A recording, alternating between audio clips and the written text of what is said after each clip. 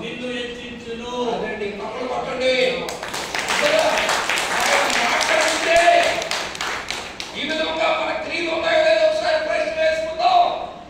నీవు నీ దేవుడైన యెహోవా ఆజ్ఞలను విని వాటిని అనుసరించి నడుచుకొనిన యెడల, చూడండి, నీ దేవుడైన యెహోవా భూమి మీద ఉన్న సమస్త జనముల కంటే నిన్ను హెచ్చించును. హల్లెలూయా. దేవుని నమ్ముకున్నవాడు ఎప్పుడు పాడైపోలేదు సార్. దేవుడు నమ్ముకున్నవాడు ఎప్పుడు పాడలేదండి. బాగు చేశాడు దేవుడు, అభివృద్ధి చేశాడు, తలగా ఉంచాడు, తోకగా ఉంచలేదు. హల్లెలూయా. కాబట్టి మనం ఏం చేయాలి? ఆయన ఆజ్ఞలను శ్రద్ధగా వినాలి.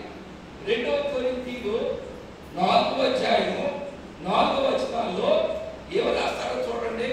శ్రద్ధగా వింటలేదు ఇప్పుడు ప్రజలు. ఏం చేస్తారో చూడండి. 2 కొరింథీయులు 4:4 చదవండి అయ్యా. దేవుని స్వరూపి అయి ఉన్న క్రీస్తు మహిమను కనపరచు సువార్త ప్రకాశము వారికి ప్రకాశింపకుండు నిమిత్తము ఈ యుగ సంబంధమైన దేవత అవిశ్వాసులైన వారి మనోనేత్రములకు విదితము కలుగు చేసెను. అదండి ఈ రోజు నీ ఇప్పుడు వినకపోవడానికి కారణం ఏంటంటే ఈ యుగ సంబంధమైన దేవత చాలా చెడ్డదండి. గర్జించు సింహం వల్లే ఎవరిని మురింగుదునా అని అటు ఇటు తిరుగుచూ, దాని పని ఏంటంటే అటు ఇటు తిరగడం, దేవుని బిడ్డను పాడు చేయడం, దేవుని సన్నిధి ఎల్లకుండా ఆఫ్ చేయడం, అది దాని పని.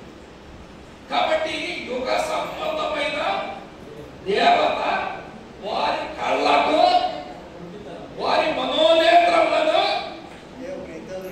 ఏం చేస్తుందండి? గుడ్డితనము. మరి దేవుడు వాక్యం విని దాని ప్రకారంగా నడుచుకోకపోతే గుడ్డితనం కదండి. అవునా కదా? చాలా మంది దేవుని వాక్యం వినకపోవడం కారణం ఏంటి? సాతాను బానిసలు అయిపోయారు. గుడ్డితనము కలుగు చేస్తున్నది.